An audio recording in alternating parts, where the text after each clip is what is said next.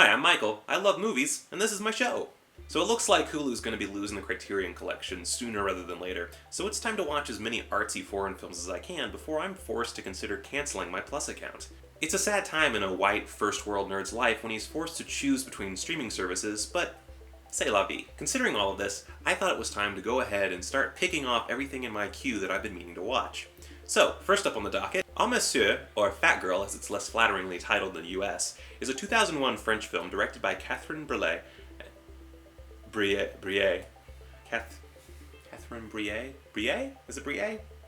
I think it's Breillat? Directed by a French person and starring a bunch of other foreign names that my American brain simply can't comprehend. It's the story of the eponymous Fat Girl, Anais, and her older sister Alina. Alina? And their burgeoning sexuality while on vacation. Elena meets a Spanish law student and a poorly conceived romance begins, much to the chagrin of the younger sibling. The patriarchy is a topic rarely explored adequately by most people. Typically, you'll get on the topic and either so-called Tumblrinas or red pillars will start to weigh in and things just go kinda kooky. So, it's kind of rare to find a movie or a director who can properly put across the issues with modern patriarchy. It is an issue, but not one that most people seem to be able to get across very well. One thing that makes Fat Girl such a great critique of male dominance is that it doesn't try to make its only central male character overtly devious. Sure, he's a college student trying to get some of that fresh cherry pie from a 15-year-old girl, and he does some really awful stuff to get the job done, but it's all through believable means. You can see how his process could work.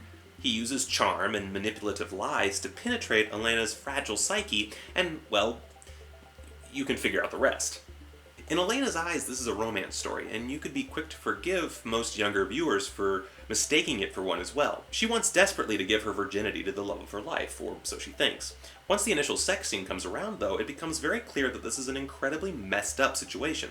The scene is extremely deromanticized and drawn out to 25 excruciatingly awkward minutes. That's about the same time the less wary viewer begins to realize that all of this illegal romance is actually a dead-to-rights look at male oppression, as well as a critique of falling in love. Meanwhile, we have Anais and her far wiser thoughts on sex. She's a hopeful 12-year-old who wants her first time to be with a boy she doesn't love, a stranger who will have no control over her. This is where Fat Girl first shows signs of being the art film that it really is, and that part of itself will not be fully let out of the bag until the last few scenes. Her thoughts are beyond the wisdom of most girls her age, and more representative of the director's own feelings. Still, it's believable enough because Anais has yet to reach the point in her life where she is so quick to succumb to the seductions of some Spanish manly man.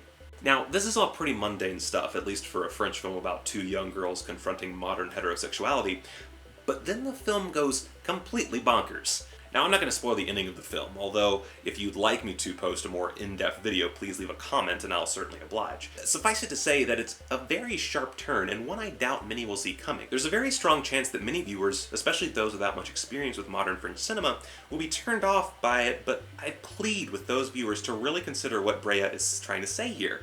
This is not a mere shocker ending. It's the culmination of every theme presented in the last hour and 20-odd minutes. In fact, its seemingly random nature actually gels perfectly well with the themes and conversations had throughout the runtime once you reflect on what you've watched. Fat Girl is not a horror film per se. It's most definitely a drama, and I'm not sure you could really classify it through any other means. However, the final minutes will put you on edge.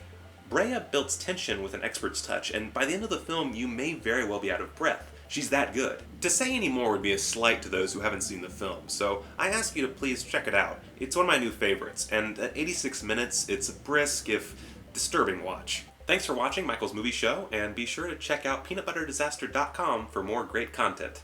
You can follow me at the links below, or right here maybe, I don't know, there might be some links. And thanks and bye!